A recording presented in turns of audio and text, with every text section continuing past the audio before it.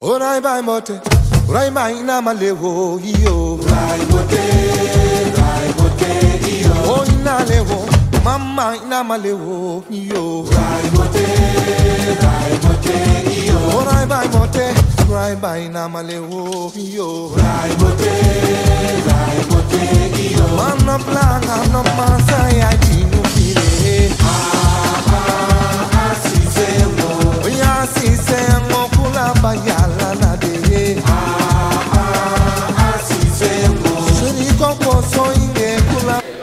waaw asalaamaaleykum mbokki Géoul asalaamaaleykum mbokki Sénégal ñu ngi fii tey ci Géoul ci final bi nga xam ne moom la ñu parrainé ki nga xam ne mooy Mansour Ndiaye de final 4 grands yi di deuxième édition li nga xam ne moom mooy final bi nga xam ne moom lañ duppee ki nga xam ne mooy Mansour Ndiaye ñu fas yéene ko footballé ci li nga xam ne terrain municipal bi nga xam ne moom lañ duppee Pape Samba Diop tey ñu teew fii ci kër Mansour Ndiaye mu fas yéene jébbal li nga xam ne moom mooy président jaune li nga xam ne moom la indi muy wàllu trophée bi ak mayo yi nga xam ne ñoo ànd ak moom ñu janoo ki nga xam ne moom mooy Mansour mu sànni ñu ay kàddu ci li nga xam ne moom la teewaay fi tey Mansour ñu ngi lay nuyu. waaw Alpha ñoo ngi lay fay di leen sant di leen gërëm. waaw Mansour tey ñu gis sa teewaay fii nga indi loo xam ne tey ñu tuddee la bis tey nga indi loo xam ne tey jii koo gis rek nga xam ne yow mi bis bi am na foo ko teg bis bi fonk ko am nga foo teg bis bi jëmmal ko bu baax a baax a baax. yan kàddu ngay dolli ci gan ñi nga xam ne ñoo fas yéene teew ci terrain ak joueurs yi nga xam ne ñoo fas yéene jongante li nga xam ne mooy coupe bi tey. waaw Alpha di sant yàlla bu baax a baax bi ñu yàlla may ñu fekk ko d'abord donc di sant aussi ñëpp koo xam ne si tey jii jëmmal nga bis bi jàpp nga si bis bi di wax ni lii ñuy waaye xam te si moom la ñu war a def tey jii muy final bi donc dama si sant waa zone ñi nga xam ne au moins nit ñi bay nañ si Géoul mais peut-être sama mën mi lañ si gis pour mën ma parrainer bis bi donc ñu def si namit suñu képp laay kàttan bien vrai que bariwul mais au moins góorgóorlu nañ ci def si suñu kéemtalaay kàttan donc di delluwaat di sant waa zone di wax ni lii ñu fas yéene aussi jox leen ñoom teg ko seen loxo pour ñu jox ko équipe yi donc xeeb nañ ko trop mais peut-être yeneen éditions yi ñu gën ko mën a préparer on va danañ essayer def plus que ça incha allah. yan kàddu ngay tëjee. donc di sant ñëpp rek di sant waa Géoul di sant képp koo xam ne jàpp nga tey jii si final bi parce que tamit ñu bari jàpp nañ si à travers les messages à travers appels yi à travers nit ñi seen posts yi à travers ñi nga xam ne ñëw nañ pour jëmmal bés bi donc képp koo xam ne xaritu Mansour Ndiaye wala képp koo xam ne tamit mbokk Mansour Ndiaye wala képp koo xam ne àndandoo Mansour Ndiaye donc maa ngi leen di gërëm di leen sant ñoom ñëpp donc su ma limee damay juum mais ñoom ñëpp sant nañ leen gërëm leen encore une fois di sant aussi waa zone à travers peut-être Djelani Sarr wala Bada donc di leen sant di leen gërëm aussi si confiance bi nga xam ne teg nañ ko si man tuddee ma final bi waaw donc du ñu tëjee sans moom itam ñu sant leen yéen tamit gërëm leen nga xam si bépp manifestation bu ñu mën a nekk rek au moins yéen tamit ñoom ngeen couvrir ko comme ni ngeen koy couvrir yëpp manifestation donc tamit dañ leen di sant yéen tamit di leen gërëm bu baax a baax a baax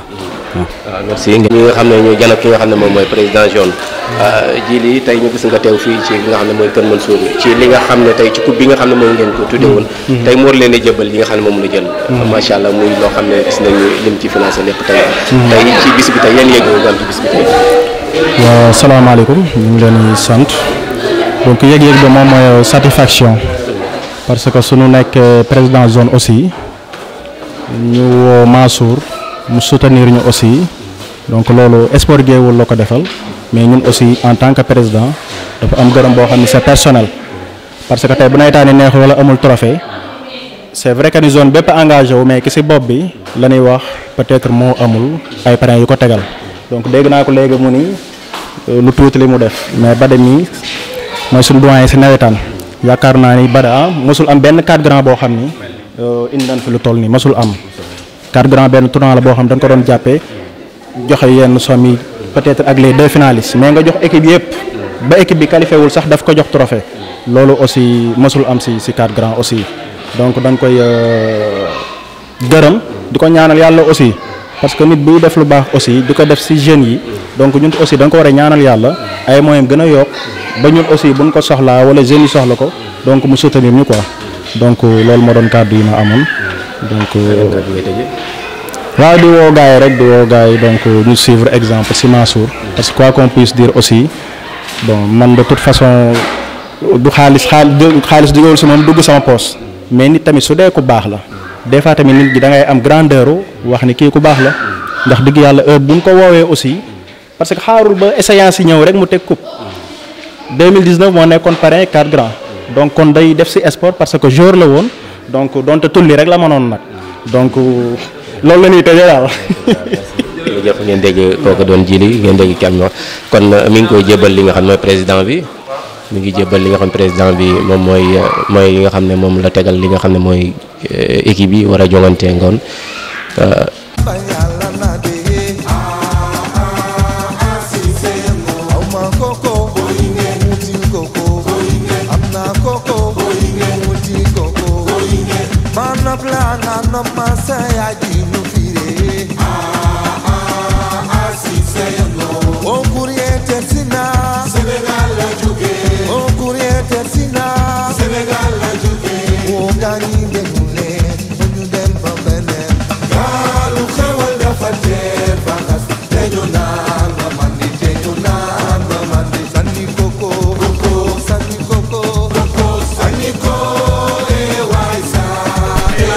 Djily Sarr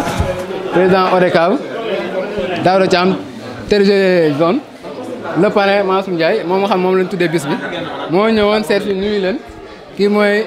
Badara Gueye yéen ñëpp xam nañ gis nawetaanu Géewul à chaque fois bu Géewul soxlaa ñu geesoo gis ko ñoom ñoo ñëwoon seet si leen nuyu leen waaw pour waxtaan ak yéen quelques mots voilà. c'est que ñu xam ne après tout waa Géewul ñoo xewle ñaari équipe bu Géewul lay fubal moom quel que soit alpha ndam li Géewul lay des kenn dana gagné wala kenn ñu par force moom ñu fubal ko ci fair play parce que wax dëgg yàlla buñ sañoon dinañ fubal final bi dëkkandoo kenn xamewu ko ci yenn det bu dee dëgg rek la ñuy wax kenn xamewu ko woon ci yenn détails yi kon duñ ñëw ba tey ñu fay indi yenn yi final la nag moom il faut kenn gagné ñu buñ xamee noonu rek dem terrain dinañ xam ne il faut kenn gagné ñu def loolu suñu bopp ba pare bu kenn gagné ki des xam ne dañ ko waroon gagné ñu tàccu foo ree ñu dem ñibbi buñ sañoon daal wax dëgg yàlla looloo tax ñun nañ déplacé wu ñëw ba fii ànd ak ñii seeni responsable parce que kii mooy président waa zone a ngi nii man xëy na seen mag laa rek la mais ñoom ñii ñoo yor final bi maay président sax district bu Kébémer lépp luy fubal ci Kébémer man maay président bi kon mën naa wax ci kàddu boobu mais de toute façon ñu xam ne wax dëgg yàlla daal buñ sañoon et puis ñu teel a ñëw terrain bu ngeen paree nii li ngeen def yëpp ñu bàyyi ko mu gaaw ñu teel a dem terrain parce que xam nga day gaaw a guddi léegi ñu fubal ko mu jeex incha allah que le meilleur gagne président bu dee am nga loo ci wax. donc ñu ngi sant ñëpp di gërëm ñëpp donc di leen jaajëfal di leen wax aussi comme Bada ni mu ko waxee football la rek football c'est le fair play soit à la couleur kenn dana gagné keneen dana gagné mais à la couleur ñu xam ne c'est entre nous et c'est à Géoul incha allah ñu def ko fête boo xam ne fête bu mucc ayib la donc yéen tamit si terrain bi aussi ngeen def li ngeen war a def donc li des nañu teg ko suñu loxo suñu borom en tout cas dañ leen di encourager au moins vous avez fait des pas aller jusqu'en finale donc c'est quelque chose donc encore dañ leen di encourager aussi di leen wax ne en tout cas que le meilleur gagne mais pour remise de trophée yi comme Djily c'est après peut-être la nuit on va faire benn genre fête boo xam ne aussi les gens vont venir ici foofu la ñuy joxe yenn trophées yi ak yooyu pour ñu mën a gën a saafonte ki gagné ak ki gagné wul yëpp ñu xam ne ñun ñëpp entre nous la on est des frères terrain basket la donc yéen ñëpp def leen loolu seen bopp bi ñu def ko football bu am jaar yoon que le meilleur gagne en tout cas merci beaucoup et félicitations d'avance allez merci. waaw ñu ngi fii ci li nga xam mooy regroupement équipe bi nga xam ne moom moo la équipe bi tasel muy déggoo ci moom lañ nekk nii daje ki nga xam ne mooy Youssou yaakaar naa di grand jour boo xam ne football na fii ci Géoul ñu koy fas yéene ko laaj ci kàddoom li nga xam ne ci match tey bi Youssou ñu ngi leen. waaw maaleykum salaam maa ngi leen di fay bu baax a baax waa Géoul TV di wax ne final bi ñu dugg ci bismillahi rahmaan génn ci alhamdulilahi rabil alamin di la meilleur gagne comme ni ko ñoom Mansour wax ak grand Bada Gueye waaw di ñaan nag ñun dëkkandoo yàlla nañu yàlla may ndam aussi yéen di leen sant bu baax di leen gërëm bu baax a baax a baax. lan ngay dolli sa équipe bi.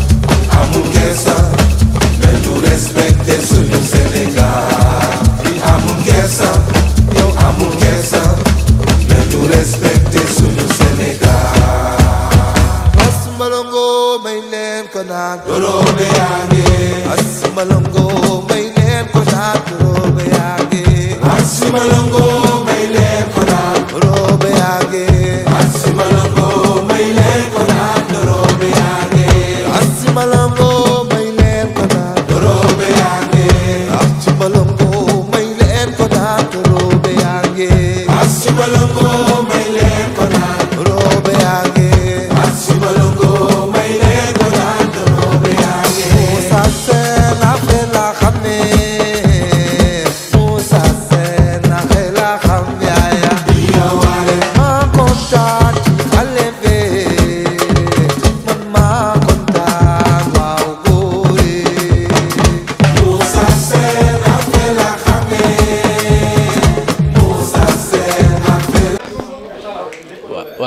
ñu ngi fii ci li nga xam ne mooy regroupement ñi nga xam ne moom mooy waaye guy gi ñu janoo ki nga xam ne moom mooy leen nekkal fii magal leen muy Pape Loum ñu ngi lay nuyu.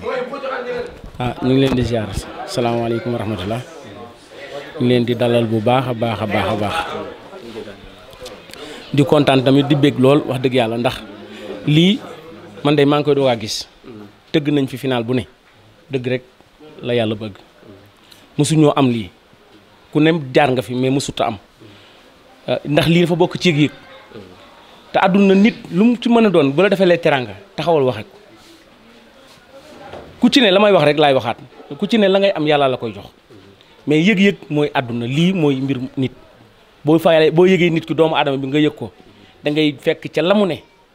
nga jàppale ko ci déplacement bi lu rëy la man maa ngi koy doog a gis bu depuis guy gi ba léegi nag mosuma ko gis ku lu ak yàlla rek a tax may wax li may wax xale yi guy gi xam nañ ko ñun nag ay mag la ñu xëy na ñu ngi ci seen ginnaaw topp ci di ci kii mais acte bii dafa rafet lii nga def sóora yàlla na la jig barki yonent bi loo man ren yàlla na nga mën lu ko raw ndax jeunesse boo ci nekkee da ngay fexe la xale yi bëgg nga jàppale leen ci la mag ñu bëgg it nga dem seet loolee nga dem jàppale leen ci adduna noonu rek lay doxee bég nañu lool kontaan nañu guy gaal gépp nag bég nañu lool wax dëgg yàlla xëy na nag dafa fekk ni ñu amoon élection yi tey moo tax ñu nekkoon ci mbir mais yàlla xam na ni bu ñu ko yëgoon ñoom dana leen jaral dagg bàyyi seen it ñëw fii kon nag ñu ngi lay sant bu baax a baax a baax a baax di ñaan yàlla it final bi yàlla may ñu ndam waaw ñu sañoon daal sa coupe bi yàlla nañ ko yàlla may ci barke yonent bi jërëjëf kontaan nañ bu baax a baax jërëjëf macha allah kon. ziar te di leen dalal jàmm di waruñu leen a dalal sax ndax mën nañ ne ñun ak yéen moom benn lañ ci rek soow la boole naan wala boole tuur grand lu mu waxee waru moo cee wax dara mais xel day fattu ndax bi ñuy ñëw si yoon sax mi ngi ma koy fàttali ndax ku mel ne Moussa Sarr may sa ñang grand yëpp ñu ngi si ginnaaw booy yi dañoo jiital booy yi dopp seen ginnaaw woo naa leen sax pour ñu ñëw ñu ne bu fa Pape Loum nekkee jërul ñuy ñëw di leen di kontaan ci yéen di rafetlu booy yi nag suñuy rakk lañ wan ñu yar ak teggin duñ def dara te tàgguñ kon luñ nekk dañ cay nekk di leen gën a ñaax rek ne leen bu leen naagu ndax seeni morom ngeen xëccool ci lépp lu mu mënti doon ci wàllu sport gëm leen seen bopp fi ngeen teg te ñëw te duñ wax ci moom nekk dafa nekk suñu grand bu baax nekk si nijaay Mansour ndax bu ñëwee rek man gaa dañ ko bëgg a féetale ci Mansour torop mais Mansour ëppale wuñu ci ndax xam naa ne lim ñuy fajal ak soxla yi ñu koy di si ngumba rawatina suñu ASC bi ragal naa ne defu ko fenn laay wax man bu ma kiyee sax mën naa ne su ñun la féeteel bu ma kii te ni mu koy defee ci man noonu la ko defee ci cosaan noonu la koy def ci feneen ak feneen kon ñu ngi leen di remercier sama président muy Daouda Thiam ragal féete tamit da xam ne wërsëg te loo gis lu ne ku ne am na jàppal diw man mooy sama féete di ko ñaanal tamit te da la wax ne la ASC bi sa loxo ñëwagu ci man ASC bi laa am jàppale ma ci ndax ñii man lañ am ak Pape Loum bu seen bët xonk man lañ naan kar ma songu Pape wala ma songu Modou ñoom dañuy football départemental mardi match bu ñu ñor te intéressé ñu Mansour yow it lu ngeen ñu ci mën a dimbalee ngeen jàpp ko xaalis dong lañ soxla soxlu leneen lépp am nañ ko xaalis ko se lañ amul dégg ngeen ko daaw da may leen 25 président Mansour yow tam ñu ngi xaalis si ñëw kontaan. waa salaamaaleykum Ibra waa wax ji mën na bën a bëri parce que heure bi jot na ba pare parce que ñii moom bu ma neexee ma ni sama équipe la parce que samay doom doo nga fi nekk te jox nañ ma cër bi tamit man li may wax xam naa ko man du ma tricher kenn ku ma ci woo ci ñii toog fii xaw ma ana ñoom laxaat ak ay ñoom may sax mais samay doom lañ kon lu ma def ci ñoom daf ma war incha allah te départemental bi dinañ ci jàpp luñ ci mën a jàpp moom mii lu mu mën a jàpp incha allah dinañ ci jàpp li ma wax fee rek laa leen di wax benn match la dañuy fo benn match dong la final la 4 grands la 4 grands mën na am sax des fois bokkul woon ci nawetaan léegi lañ ko dugal ba mu nekk nii ci nawetaan ren mu nekk beneen dimension parce que wax dëgg yàlla 4 grands yi fi jaar yëpp bu ren bi moo ci nar a dàq waaw parce que ni mu demee la parrain bi équipé na sax équipe yi nekk géewul yëpp wutal na leen équipement loolu tamit atu la mais ñu xam ne rek match de football la ñu dem fo football que le meilleur gagne buñ fa am coow buñ fa am kenn parce que ñii moom ku ci doon coow bu ma ñëwee ne la toogal fee nga dem toog foofu loolu yàlla may na ma sama diggante loolu ak ñoom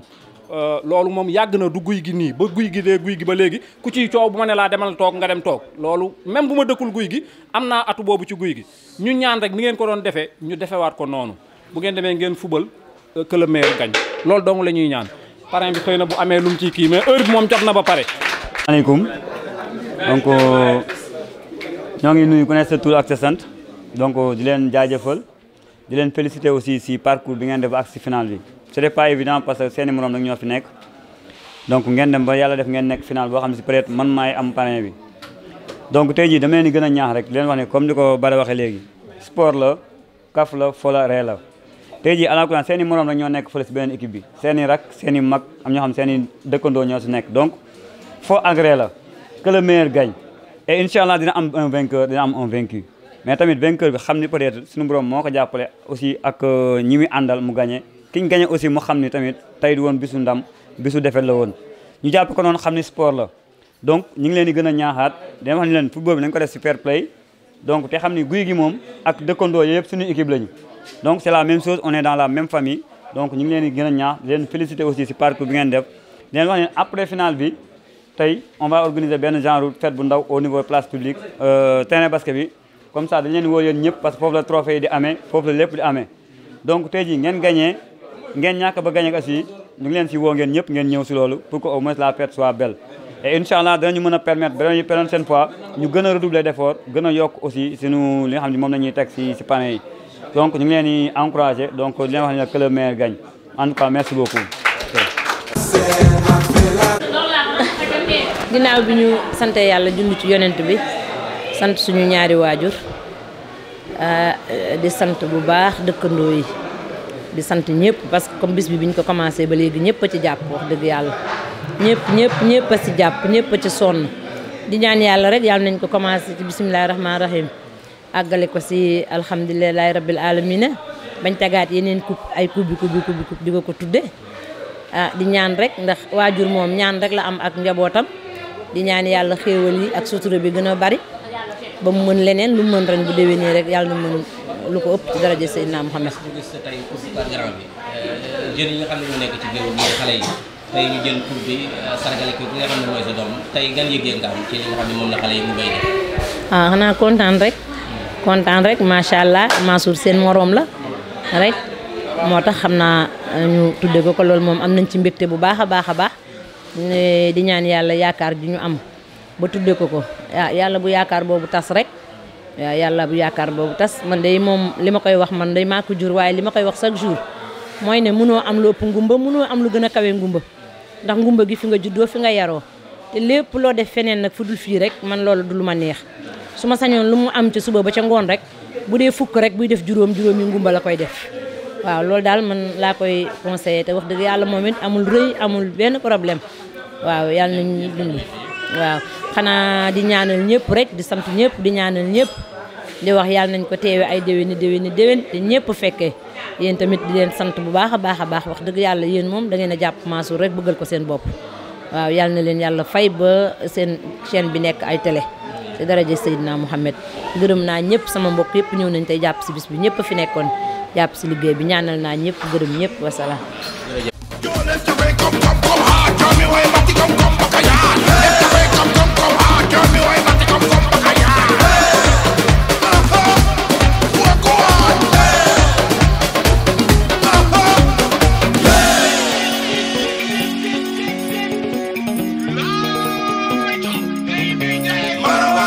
Sena ñana la nga tàmbaleek fa nga bëgg a yegg jàmbaar Marawaj dëgg la gaynde warul tiit moom du ragal jàmbaar Marawaj moo di buuru àll bee la fekk dalay daan loolu la ñu faa fulla ak fayda moo amee fulla ak fayda kenn du la yee fulla ak fayda boo amee fulla ak fayda kenn du la yee. asalaamaaleykum mbokk Sénégal asalaamaaleykum mbokk ni ñu ngi fii tey ci Géoul ci terrain bi nga xam ne moom mooy terrain municipal bu Géoul bi ñu duppee Pape Samba Diop. tey nag li fi xew moom mooy final bi nga xam ne moom la ñuy duppee Mansour Ndiaye di final Cargran bi tey ji lañ koy def ngeen gis na nga xam ne moom lañ parrainé woon bis bi muy Mansour Ndiaye moo yegg si nii ànd ak délégation bu am solo Mansour Ndiaye ngi nii ànd ak ki nga xam ne mooy délégation bi mi ngi ni dugg si ngeen gis ni muy dugg si ànd ak délégation bu am solo mi ngi ni dugg si Mansour Ndiaye ngi nii ànd ak délégation boo xam ne délégation bu am solo ay doomi ndayam ak ay rakam ak ay xaritam ak ay jarbaatam ànd ak madame de dame moo dugg si nii ànd ak ki nga xam ne moom mooy madame Ndiaye ànd ak ñoom del si nii waaw ngeen gis ak délégation bu am solo ngeen gis na macha allah fépp rek foo gis rek gis nañ ne mu ànd ak ki nga xam ne mooy nijaayam Badagay ngeen délégation baa ngi nii ñu gunge ko. ña ngay football Mansour Ndiaye yegg si na am délégation bu mag boobu ndeysaan Mansour Ndiaye mooy ñëw noonu moom mi nga xam ne moom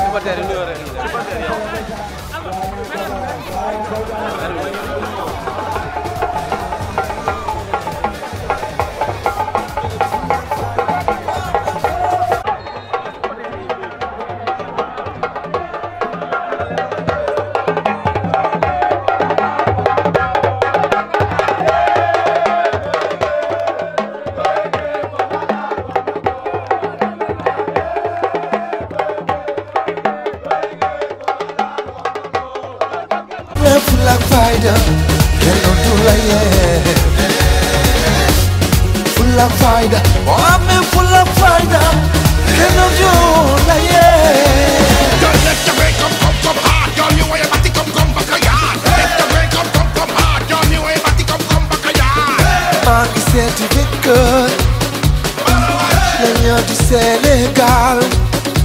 les lions de la teranga, Maro di jaay gaynde, jaloore woon na kim leew, mel ni cengo yu projet men bi, Omar Gueye Seck, amaana ci ñooñu lañu xool, ñoo Fadiga ak El Hadji Diouf, mu ñëpp ñu mën a teg di jukkal lépp lu fi def, donc seeni moroom ngeen xam ne dëgg leen loo leen mënul suñu yéene rek a fees def leen loo leen mën fulla fayda boo amee fulla fayda kenn du la yee fulla fayda boo amee fulla fayda kenn du la yee fulla fayda boo amee fulla fayda kenn du la yee gaynde ki may waye xamul caaxaan bu fekki naa ko def mu kontaan ndax ku waye la si ko ba mu reetaan mu fàttali ku ba mu jore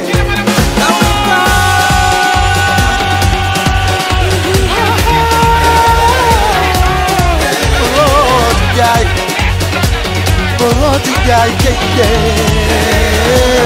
apule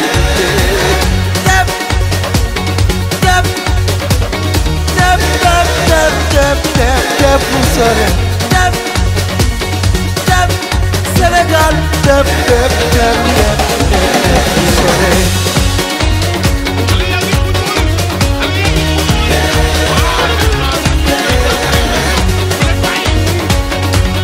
mel na ni léegi mu sotti kay de ki may waay xamul caaxaan lu ne dinaa ko def mu ngi kontaan Nako waya la siko bobo metan Mufati kumbo widoe metan Yafali kama nyongisne ya kife Yafali kama nyongisne ya kife Timal majefumu yamde Agayde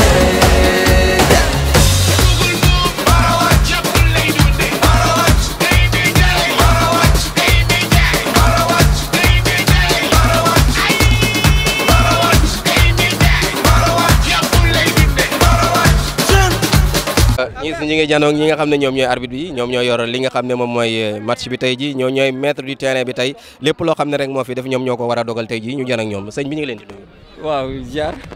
waaw ñu gis ne tey ngeen teew fii ci final bi nga xam ne moom lañ jagleel tey 4 grands yi tey nga nekk ki nga xam ne yaa ne ci terrain bi fas yéene atte ñi nga xam ne ñaari équipe yi yan kàddu nga leen di sànni ñoom ñu ne ci biir terrain bi. bon waaw football la final moom li ñuy wax rek fête la ñu joué ko dans le fair play rek géewul la yéen ñëpp géewul la donc il faut kenn gagner kenn perdre mais ñu xam ni tamit coupe bi du génn géewul donc ay frères la ñoom ñëpp donc dañ ko jouer dans le fair play rek jàmm ak salaam donc ku gagné daal nga xam ne yow la yàlla jox ndam ñeneen ñi ñu comprendre ko noonu waaw. jërëjëf. Niño di Sénégal, niño de la teranga, Marodi Njaay gaynde. Jaloore woon na ki réew, mel ni Thierno Diouf, projet maire bi, Omar Gueye Seck, amaana ci ñooñu la ñu xool, ñoo Fadiga, El Hadji Diouf. Bu ñëpp ñu mën a teg ci njukkal lépp lu fi def, ñoom ak seeni moroom. Na ngeen xam ne dëgg leen loo leen mënul, suñu yéene rek a fees def leen loo leen mën. Fulla fayda, boo amee fulla fayda, kenn du la yee. Fulla fayda, boo amee fulla fayda, kenn du la yee. Fulla fayda, boo amee fulla fayda, kenn du la yee. Gaynde gi may waye xam ko caaxaan, wetti naa ko def kontaan, ndax ku waye la si ko ba mu reetaan, mu fàttali ku ba mu joxe.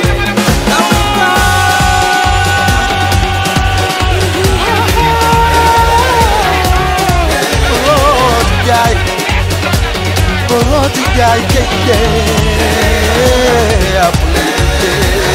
dep dep dep dep dep dep dep dep mu sore dep dep Sénégal dep dep dep dep dep mu sore.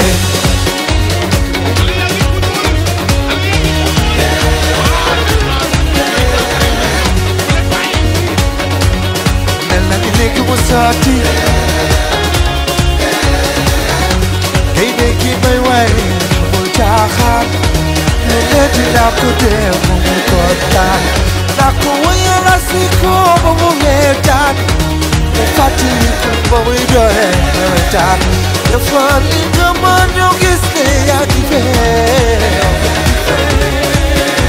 Dafa li nga mën ñu gis ne yaa ngi fee.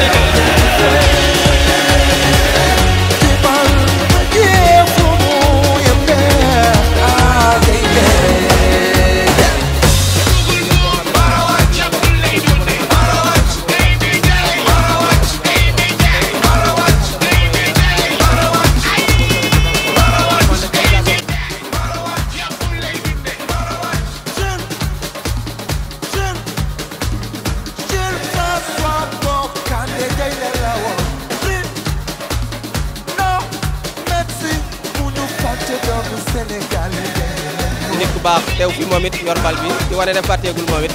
dañu gis tamit wàllu ñoom it ndeysaan dafa mel ne délégation yi mu àndal kenn mënut daal ñi ko yëpp ñëpp ay footballkat lañu.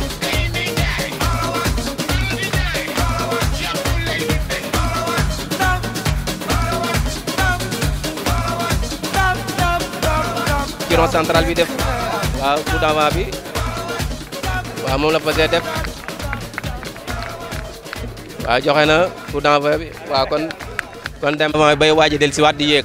ngeen gis délégation bu am solo bi mu àndal kon gis nañ ne bis bi ñoom jëmbal nañ ko bis bi fulal nañ ko ndax Mansour ñi ko gunge rek boo leen gisee nga xam ne tey bis bi. maa ngi lay fay Alpha di nuyu sa collaborateur Alla di nuyu mbooloo mi yëpp di féliciter sama jarbaat Mansour Ndiaye ak mboolem collaborateur yi mu àndal ci final bu mag bi nga xam ne moom lañ organisé tey ñëw fi aussi teewal suñu bopp teewal aussi monsieur le maire mi nga xam ne tey nee na ma carrément su fekkoon tey amul empêchement wërëm may na ko jotam may na ko tey mooy ñëw teewal boppam waaye nag jàmm ak pexem yàlla ak dogalam moo tax ñu ñëw fi si suñu tur bopp ñëw fi su turam ñëw fi su turu mbooleem ñi nga xam ne ñoo nekk ci ginnaawam yëpp daal di féliciter Mansour Ndiaye di ko encourager di ko wax ne yoonu ñu jël daal macha allah kontaan nañ ci taxawaayam ci dëkk bi aussi kontaan nañ ci ñu ngi koy ñaanal yokkute quoi macha allah. jërëjëf moom ñu fas yéene koo laaj ban yëg-yëg la am tey ci coupe bi nga xam moom lañ tuddee li nga xam mooy borom këram di Mansour Ndiaye Adja ñu ngi lay nuyu. waaw maa ngi leen di fay yéen ñëpp tey mbégte bi ñu am ñun ñëpp a kontaan macha allah ndax Mansour moom nit ku baax la nit bu xam àdduna dañ koy ñaanal gudd fan rek ak wér yàlla bàyyi ko mu àggale lim bébétam ci jeunesse su Géoul ñi ngi kontaan di gërëm ñëpp di gërëm collègue am yi ak ñi ñu doon jàppale sa suba ba léegi ndax yëf yi moom yombul woon mais presque ñëpp ñëw nañ jàpp si defar ba mu baax ñi ngi gërëm ñëpp di sant ñëpp macha allah. jërëjëf. waaw Alpha maa ngi lay nuyu vraiment di rafetlu final bi ni mu demee di remercier Mansour di ko féliciter aussi ndax ku xool li xam ne réussite totale la donc di ko encourager ci dynamique bi mu nekk. dynamique bu boole les acteurs politiques au niveau de Géoul mais aussi dynamique aussi di jëf te xale yi tax donc ñu ngi ko ci encouragé di wax ne rafet na di wax ne aussi que le meilleur gagne ndax li bu passé tamit sport la comme sport dafa war a nekk luy boole waaye warul nekk luy xaajale donc kàddu yooyu lañ ci bëggoon a sànni rek di leen remercier yéen tamit ci lépp loo nga xam ne yéen koy couvrir boo lu concerne Géoul loolu tamit muy liggéey bu am solo boo xam ne yéen ngi koy def ngir di lancer image Géoul jërë ngeen jëf. baax nga fa rek ma ngay taxaw na fa di ko def ñu fekk ko fii ci li nga xam ne mooy jeunes yi ànd ak xale yi ci li nga xam ne mooy final bi tey gunge Mansour muy loo xam ne lu rafet la tey yaa ma ngay ñu ngi laaj sa kàddu tey lan nga gisee final bi tey sa tey waa tey. waaw maa ngi leen di nuyu yéen Alpha di leen ziare bu baax a baax final bii ni ma ko gisee lu rafet la lu baax la parce que jeunes yi moom ku si def lu baax rek man dama siy ànd foo ma woo danaa ñëw parce que jeunes yi moom ñoo yor lépp kon final bi kontaan naa si trop parce que rafet na kiñ ko tuddee itam sama doom la kontaan naa si trop si délégation bi ñu def mag sama gars yi ñëw seet si leen fi fekk si leen fi yéen itam maa ngi leen di sant di leen gërëm wasalaam. waaw jërëjëf Dramé jërëjëf. donc di nuyu waa Géoul aar yëpp di nuyu waa Géoul yëpp donc di am mbégte si teew bis bi donc di gërëm ñëpp nga fi aw ma seen fay parce que nit ñi moom da ngaa mën a woote rek mais nit ñi di wuy moom donc amul leen lu ma leen defal loo xam ne wala ñu mën a ñëw di wuy ni te doo leen jox dara donc li ma mën mooy di leen sant di leen gërëm di gërëm ñëpp koo xam ne si àndandoo nga képp koo xam ne xarit nga képp koo xam ne si bokk nga leen ci coalition bi que ça soit waa Yewwi Askan Wi di opposition que ça soit ñi nekk au pouvoir ñi nekk ñëpp donc maa ngi leen gërëm parce que ñoom ñëpp ñu ngi fi donc tey ñu xam ne ñun ñëpp Géoul benn la donc di dellu di gërëm ñëpp di sant lépp di sant suñu borom mi nag parce que bi mu ñu mayee tey ñu woote ni ñëpp ñëw parce que loolu c'est pas évident woote ni ñuy ñëw donc maa ngi dellu di sant yàlla di nuyu ñëpp waa bu Géoul te xam ni vraiment tey kontaan naa baax a baax si waa Géoul donc di leen ziar yéen tamit di leen nuyu baax a baax waaw. merci. Cheikh Thialaw secrétaire général de la Caisse de dépôt et consignation moom ci boppam moo amoon yéene teewal fi boppam jiite délégation bi wante tey mu am suñu mbokki ngay yi ku fa wàññeeku mu demoon ca jaale ji yabal ma ànd ak waaw di nuyu waa Géoul yëpp di leen ziar donc di féliciter Mansour Ndiaye ci final bi lii mu def nii c'est pas évident c'est la première fois ma ci final 4 grands bu mel nii donc di ko wax di ko mu continuer ci dynamique bi mu nekk ak même gis nañ aussi yenn aide yi muy def ak yenn mosquée yeeg cimetière yeeg ni mu leen di appuyer ak yooyu di ko ci wax mu continuer ci lancé boobu vraiment. donc di ko féliciter ci organisation bi di ko féliciter aussi ci match bi final bi organisation finale bi parce que c'est la première fois final 4 grands mel nii mi ngi doog am. ñu jël ki nga xam ne mooy Assane Fall moom it teewal ki nga xam ne mooy Pali Dieye moom it teew fii ci li nga xam ne. Comme vous pouvez le constater, je m'empresse d'entrer dans le vif du problème car enfin il ne s'agit que de féliciter nos vaillants jeunes, plus particulièrement ceux de la zone de Géoul, de leur disponibilité, l'élégance des plaintes et de leur comportement. Malgré ce temps de pandémie, ils ont su réussir à organiser nos navétanes avec du courage. Nous en prenons acte de manière très honnête et finalement nous y croyons. Il devient pour nous une nécessité de les encourager et de les accompagner. Merci. jërëjëf am lañu organisé fii di final Mansour Ndiaye ñu si la ngay jeune ñëw jàppale si li nga xam ne mooy final bi teewal fi nga ma Assane Seck yan kàddu nga ñu sànni. waaw merci monsieur Sow ñu ngi leen di nuyu di leen sant di leen ziare bu baax a baax di nuyu waa Géoul aar di nuyu waa Géoul yëpp. waaw tey nag dañoo ñëwoon fii teewe final bi nga xamante si mooy final 4 grands ñu tuddee ko monsieur Mansour Ndiaye ki nga xamante si mooy Assane Seck premier magistrat de la ville de Bandagne di suñu maire yabaloo ñu pour ñu teew fii mais vraiment dañuy rafetlu invitation bi aussi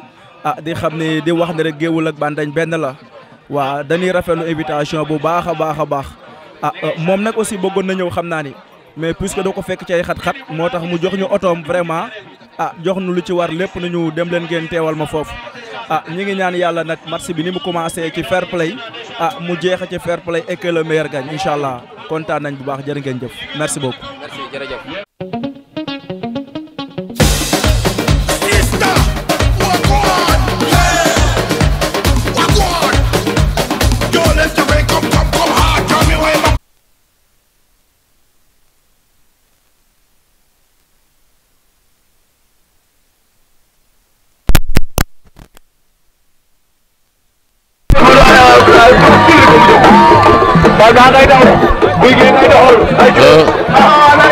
da nga yeeg Gouye Gui dem Déggo mooy dem xale baa ngay dem ma nga yeeg xale baa nga yeeg xale Déggo ba def na centre attention bi delloo na ko delloo na bal bi ba léegi Déggo bala ba léegi attention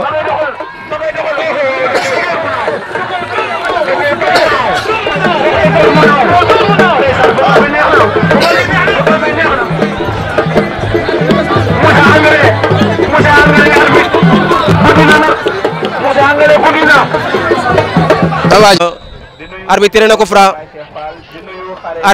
ko franc Gouye Gui moom coup franc bi mi ngi nekk ci wetu milieu terrain bi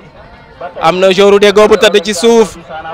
arbitre nee na ngeen xool joueur bi am na joueur Gouye Gui bu tëdd ci suuf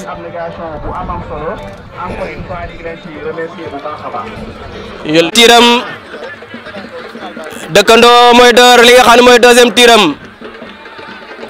xale bi mi ngi teg bal bi wan góol bi ginnaaw xale bi wan na góol bi ginnaaw Dossar numéro 3 mooy teg bal bi mi ngi jëlee na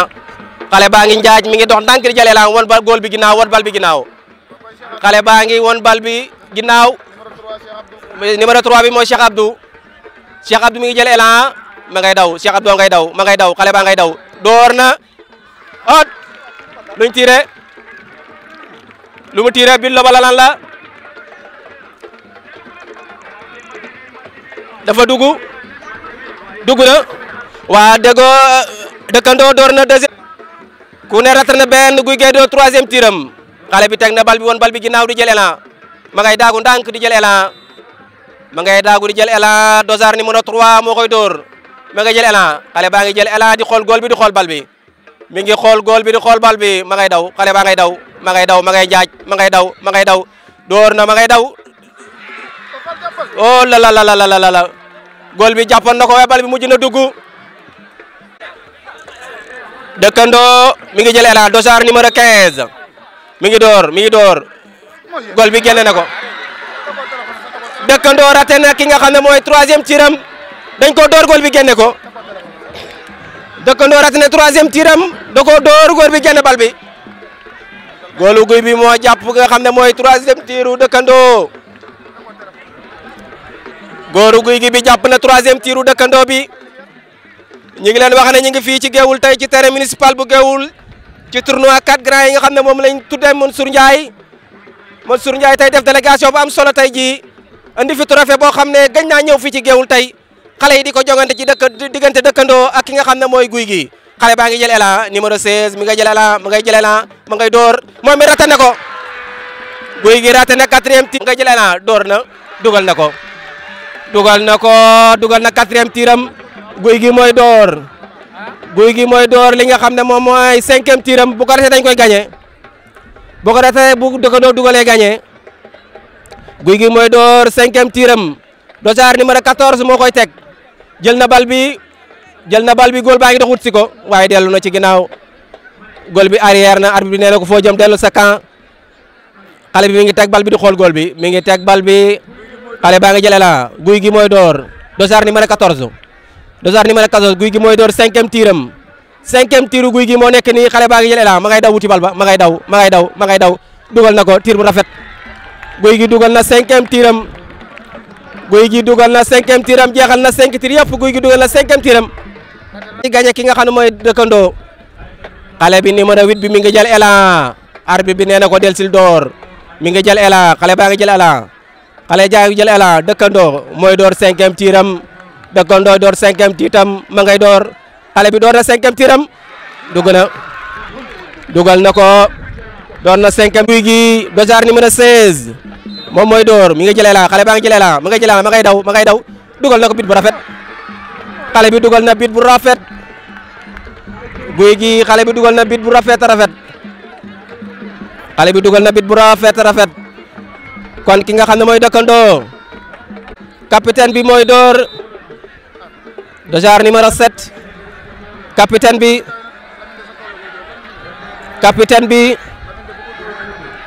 bi mooy door 6e tiram xale baa ngi jël élan mi ngi jël élan dugal na tir bu rafet xale bi dugal na tir bu rafet daw songu goal bi nee na ko sama tir cuur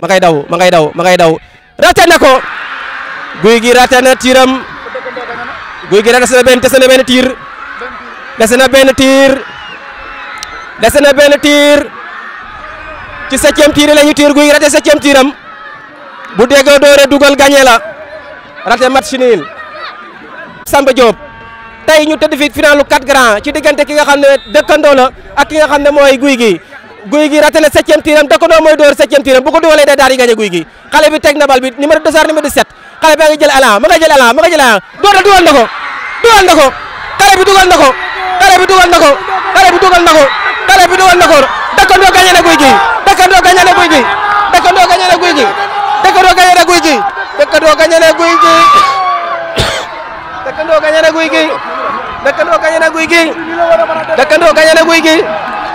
dëkkandoo gagné na Gouye Gui dëkkandoo gagné na Gouye Gui doon 7e tiram dugal ko Gouye Gui raté 7e tiram dëkkandoo door 7e tir bi duwaat koy dugal dëkkandoo gagné na ki nga xam ne mooy Gouye Gui ngeen dégg ambiance bi noonu ambiance baa ngi noonu ngeen dégg ambiance baa ngi noonu ngeen dégg ambiance baa ngi noonu ngeen dégg ambiance baa ngi noonu dëkkandoo ak ki nga xam ne mooy Gouye Gui ngeen gis nga xam ne mooy dëkkandoo ak Gouye Gui ci diggante nga xam ne mooy dëkkandoo ak Gouye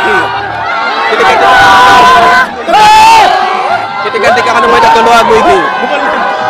ci diggante nga xam ne mooy dëkkandoo ak Gouye Gui yàlla xam ne Gouye Gui gagné rek ki nga xam ne mooy dëkkandoo Gouye Gui dafa tiré 7e tiram raté ko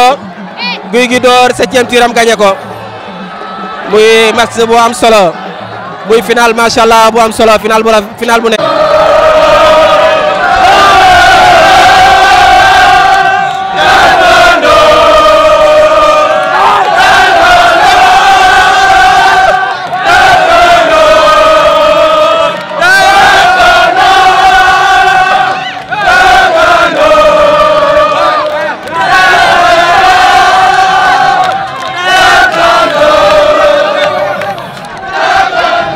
ñoo nekk noonu def ambiance xale yi dëkk ñoo nekk noonu def ambiance muy loo xam ne la mbégte la tey ji Géoul a gagné ndax ñëpp doon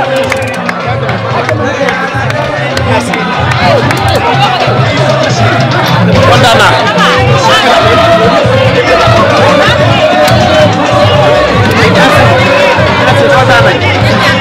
kontaan nañ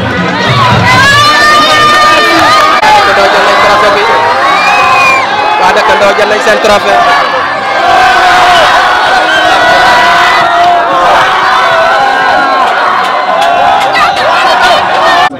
voilà monsieur Martin Ndiaye bu kii présenté.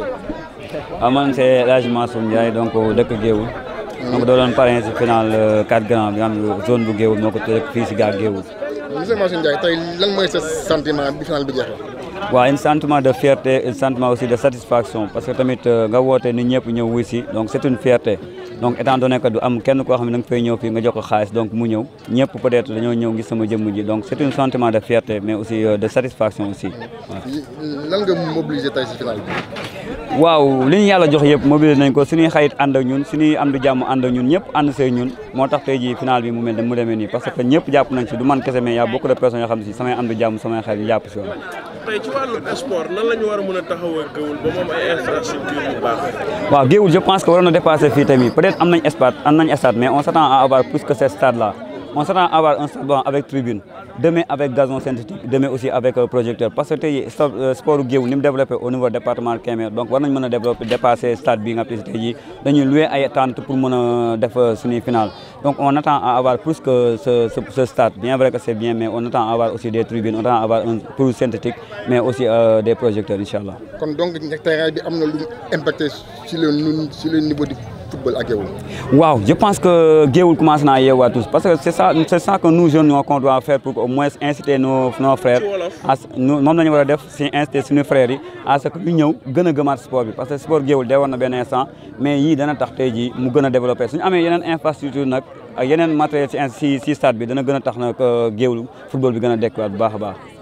nga nekk membre parti Pastef occasion la Pastef nan la taxawee biir Géoul. waaw Pastef taxaw na biir Géoul ni mu war a taxawee parce que Pastef boo xoolee Géoul tey jii bokk na si parti yi nga xam ñoo fi gën a nekk en action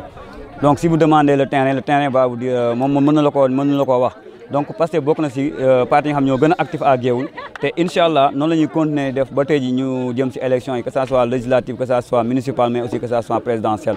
élection locale yi noonu fas taxawee. élection locale yi dañ ci fas yéene taxaw. Comme nous sommes tous taxawee gën ko préparer aussi parce que ñun dañoo nekk dans une coalition et que tey jii coalition boobu tamit ñu ngi si dans les négociations ñu ngi si aussi dans les discussions pour mën a am au moins un candidat unique ici à Géoul pour au moins mën a jiital kenn pour mën a am li ñu bëgg incha allah. mais yow nekk nga candidat c'est-à-dire lan mooy sa ambition fekkee da nga fekkoon yàlla def na boo nga gagné Géoul. sama ambition au niveau de Géoul tey dépassé na tey jii man li ma gis nii. Parce que moi, j'aspire à être quelqu'un qui est toujours au service de la population. Parce que les maires, doivent être au service de la population. Parce que nous sommes les élire. Mais aussi les députés, mais aussi tout le monde. Parce que la population, amul len lo xamne peut déssel ko bis bu jëlé ba tégg la ci ndom jox la ndom tank donc amul len lo lu mëna déssel si ce n'est que yow nga leen jaamu si ce n'est que nga leen liggéey si ce n'est que seeni problème nga ci taxaw luñ mën nga ci def sa kémtulay katam pour que tay ji ñom ñu au moins ñu puisse s'épanouir ñu mëna am dans les très bonnes conditions bien vrai que lépp mëna baña mat mais au moins nga bay ci sa waar ba tay ji suba ginnaw suba so demandé waté sa sen baat ñom ñu mën la ko jox te jëru sa campagne lo gis mo manqué Géoul ba changement wara am alternance wara am fi waaw Géoul li fi manqué bien vrai que am na lu fi am parce que tamit on n'est pas des nihilistes tey boo nee dara am fi da ngay wax naka suñu mais am y a beaucoup de choses qui manquent tey moi je suis une zone une politique de jeunesse boo xam ne si des na boo xam ne si tey jii ñun niñ si war a gisee suñu bopp tey jii des na parce que tey boo xoolee Géoul ni mu développé woon peut-être en termes de sport en termes d'éducation des na en termes de sport des na mais aussi en termes aussi d'entrepreneuriat aussi bien vrai que les jeunes doivent s'entreprendre mais aussi il faut créer les conditions pour que jeunes yi mën a am nekk entrepreneuriat puisse développer à Géoul donc yooyu yëpp bokk na si loo xamante ne si suñu mbébal la tey jii bis bu ñu demoon tey jii ba coalition bi ñu nekk ñun ñi jiital ñu def ñu candidat ba tey jii ñu nekk à la municipalité dana tax tey jii ñu mën a développer yooyu yëpp nga apprécier ñun mbébét nañ loolu pour mën a au moins notre Géoul pour mën a développer suñu dëkk bi Géoul. Candidat à la candidature pour Yewwi Askan Wi wala candidat Pastef wala candidat à la mairie directement. Non, je suis candidat Pastef parce que waa Pastef ñoom mobiliser ñoom ñëpp def ma candidat léegi moi je suis candidat à la candidature donc de Yewwi Askan Wi maintenant c'est le mouvement Yewwi Askan Wi qui va se prononcer ñoom ñooy décider qui va être le candidat du mouvement Yewwi Askan Wi au cas échéant ou le mouvement tamit jiital ma wala ñu jiital suñu beneen mbokk tamit au moins on va faire tout notre possible pour que au moins ce système change pour qu'on puisse amener d'autres aspects respectifs. waaw xale la mais lii mën na ko xale maanaam xaw ma nu ñuy tuddee xale boo xam ne tey jii bi nga wootee fii final boo xam mosu fee am xale boo xam ne si tey jii foo taxawee loxoom sen na mën a bokk ak ay mag du loo maa koy wax nit ñi ñoo koy wax xale la boo xam ne si tey jii ñëpp jox naa leen cër xale la boo xam ne si tey jii entrepreneur parce que boo xoolee bay na ñoo xam ne si tey jii ñi ngi am yóbbu seen kër loo xam si man sama loxo lay jaar xale laa de waaye yaakaar naa ne maa ngi si góorgóorlu si Géoul loo xam ne si ñi ma mag li ñu naan âge defuñu ko fii si Géoul donc affaire u xale affaire u mag yaakaar naa ne loolu deuxième la quoi. kon alternative générationnelle ngeen bëgg. dafa war a am parce que il est temps maintenant et du au niveau local kese mais c'est vers le sommet inchallah. Merci. Parler d'une finale, est-ce que vous pouvez un peu revenir sur la finale?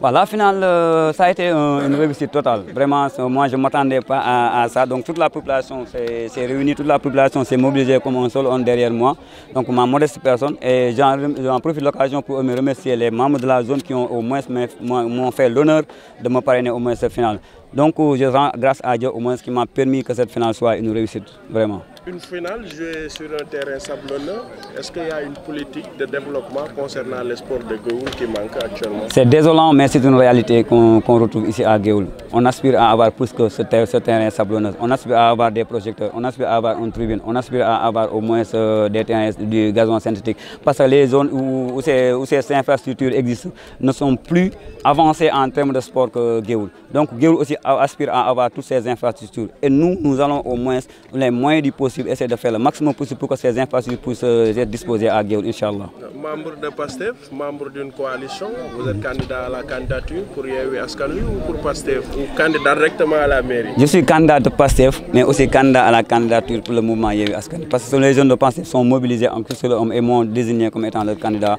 Et avec fierté aussi. Et j'en profite de l'occasion pour le remercier parce qu'il y a beaucoup de personnes qui sont capables de pouvoir être un candidat, mais ils sont portés volonté, ils sont donnés à l'unanimité sur ma modeste personne qui aspire à un candidat au moins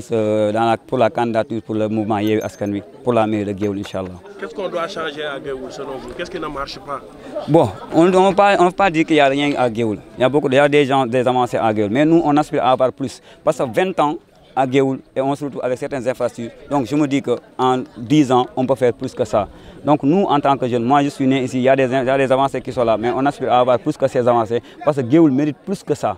Parce que nous, ceux qui sont là, Géoul les a donné tous les niveaux de responsabilité. Géoul les a donné ça avec 20 ans aussi de régime. Donc on devait avoir plus que ce qu'on a aujourd'hui. Et c'est ça qu'on va tenter, Inch'Allah. Si demain nous serons au moins à la mairie de Géoul, Inch'Allah, on va essayer de faire le maximum possible. On va essayer de plus que ce que les gens ont tenté de faire, Inch'Allah. Vous prenez l'alternance générationnelle. Quel appel lancez-vous à la jeunesse pour l'alternance générationnelle? Il est l'heure que l'alternance générationnelle. Et je pense que l'alternance générationnelle, ce ne sera pas au niveau seulement local, ça doit être jusqu'au sommet, Inch'Allah. Et nous aspirons à ce que cette alternance générationnelle soit une réalité et ça doit être, c'est l'heure de l'alternance générationnelle, Inch'Allah. Comment se porte votre parti à Géoul et votre coalition Yewwi Askan Wi de manière générale? La coalition, notre parti PASTEF se porte à merveille parce que je pense que c'est le seul parti à Géoul qui est très actif. Donc nous, on fait des porte-à-porte, on est toujours au service de la population, on est toujours en action sur le terrain. Pour le moment, Yewwi Askan Wi, on est en train de discuter, on est en train de faire nos réunions pour que demain, qu'on puisse avoir un seul candidat et qu'on va tous se mettre derrière ce candidat-là pour au moins le soir du 23 janvier, qu'on puisse le mettre au niveau de la mairie, Inch'Allah. Une fois élu, quelles seront vos priorités? Ma priorité peut être diverse. Donc peut-être la jeunesse sera ma priorité, l'éducation peut être notre priorité. Parce qu'il y a beaucoup d'aspects au moins qu'on peut développer à Géoul. Peut-être il y a certaines prérogatives qui ne sont pas près du domaine municipal. Mais tout ce qu'on peut faire pour que Géoul puisse s'épanouir dans tous les niveaux, donc on va tenter à ce que ça existe. Parce que Géoul mérite plus que ça. Parce que la jeunesse géoulaise surtout mérite plus que ça. Et j'en appelle à toute la jeunesse géoulaise qu'ils soient conscients que le développement de Géoul est entre nos mains. Que le développement de Géoul ne doit pas se faire seulement au niveau des autorités, mais le développement de Géoul doit être porté par tout un jeune. Et Inch'Allah, j'appelle toute la jeunesse à se lever comme un seul homme pour être derrière nous, pour que quand nous puissions être à la municipalité, qu'on puisse développer une bonne politique de jeunesse et que tout le monde, toute la jeunesse se verra dans cette politique, Inch'Allah. ci wolof ci jeunesse boobu noonu ban appel nga leen di lancer ak ban programme nga fas yéene tëgg mu doon sa priorité ci Géoul? waaw si jeunesse bi damay woo tamit sama mbokk jeunes yëpp ñu xam ne développement de Géoul deful donc si le président wala si maire jeunesse bi tamit war nañ mën a nekk ay entrepreneur. Géoul aussi war nañ leen a mën a la municipalité doit accompagner jeunesse à ce que nous soyons entreprenantes, à ce que nous mettre les conditions pour que jeunesse soit entreprenante. Amul ya pousse à Géoul. Il n'y a que seulement des gens qui ne sont pas accompagnés. Et cette jeunesse-là, on doit les accompagner. Nous devons accompagner pour nous mener à entrepreneurs, pour nous mener à entreprendre quelque chose. Parce que amul fi ya pousse. Que pourquoi xam ne si ku nekk Géoul peut-être am nga loo xam ne si mën nga ko def nañ leen accompagner et que tey jii ce développement Géoul boobu ñun ñëpp dañ ko war a yëkkati teg ko suñu loxo ñun ñëpp dañ ko war a yëkkati def ko comme un seul pour que Géoul bu développé et que la jeunesse développée les autres couches vont se développer Inch'Allah. Merci.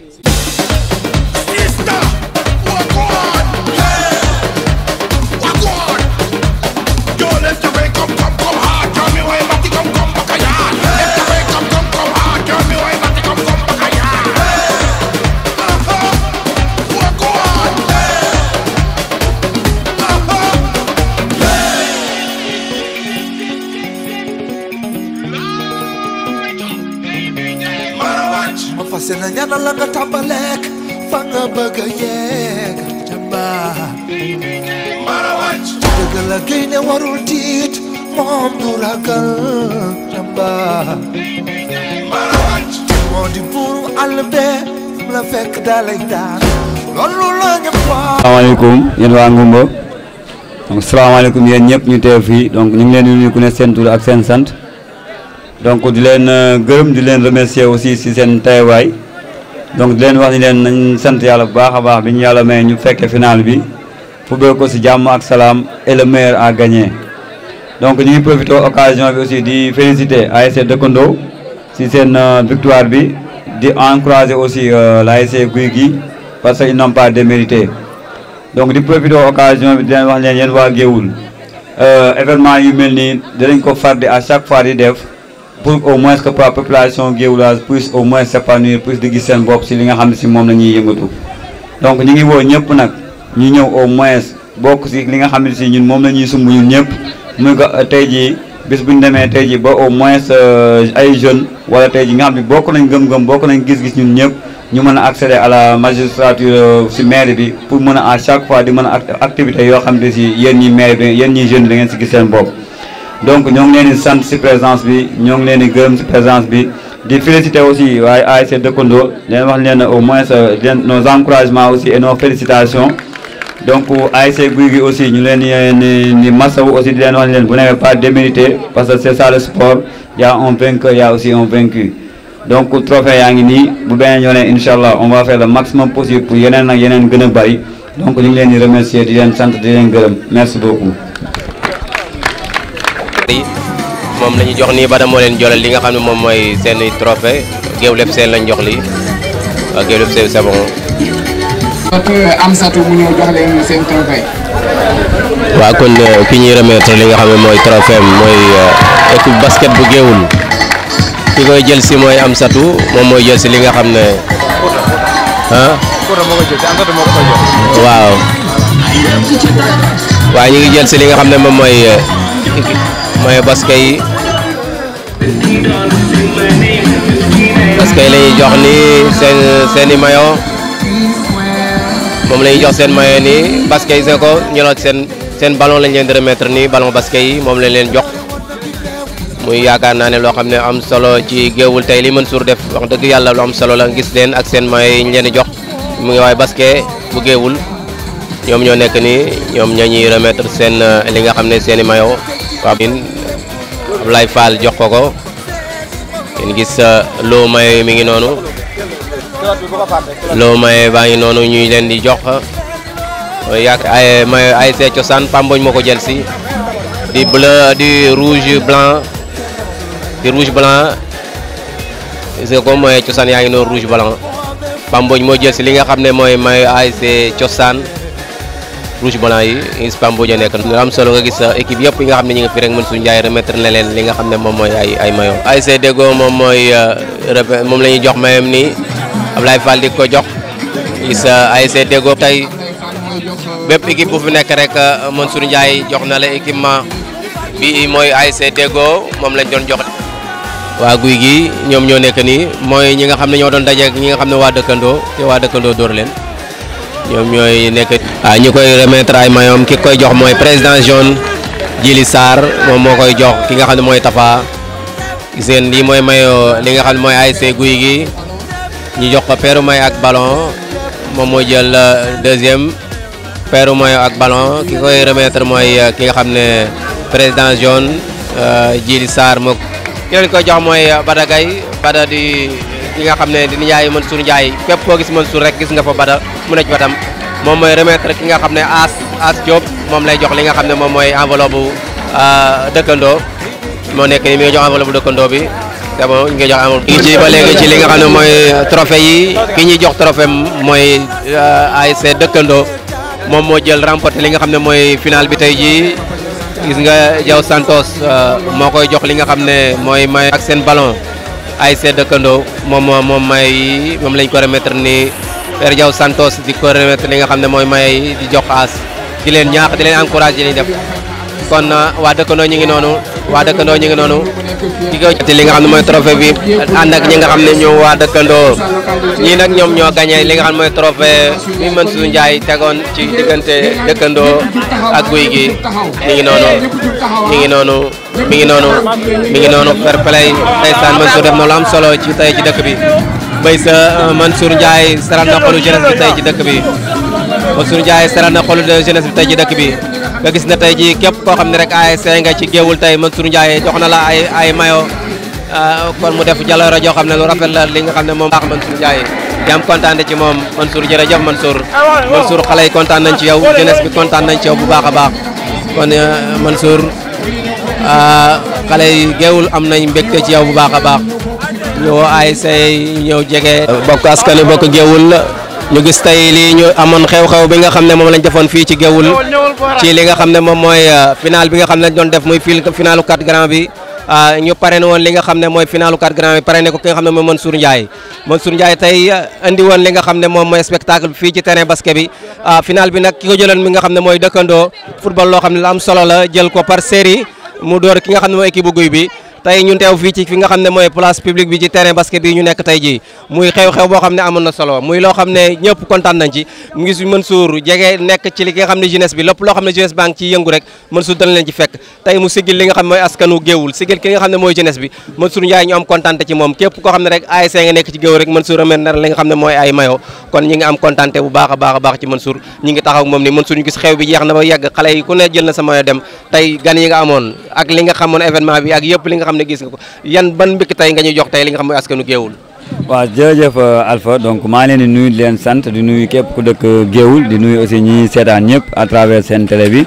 donc kontaan rek lañ am parce que aussi liñ ci doon séntu lépp si sunu final bi am nañ ko te ginnaaw yàlla peut-être si kàttanu yàlla ak ñi nga xam ne si ñoom ñoo jàpp si manifestation bi moom moo tax tey ji lii réussir donc dañuy dellu sant yàlla rek te xam ni peut-être population Géoul ñun ñoo leen delloo ñun ñoo amel njukkal donc tey lu ñu gënoon a góorgóorlu li mobilisation bi ñu gis nii ak tey jii ni si ni ñuy ñëwee dana tax ñu gën a góorgóorlu si loolu donc di leen sant di leen gërëm di sant aussi waa Géoul Art parce que aussi tamit di woo appel ñëpp ñu ñëw jàpp si liggéey te xam ni Géoul Art ñëpp la parce que tey jii ay doomu Géoul la ñoo xam ne ñu jël ay initiative c'est la première à Géoul et que tey jii après nag si lañ gis ñeneen ñi di ñëw donc nga xam ni kon lii lu baax la parce que kuy roy rek da ngay roy si lu baax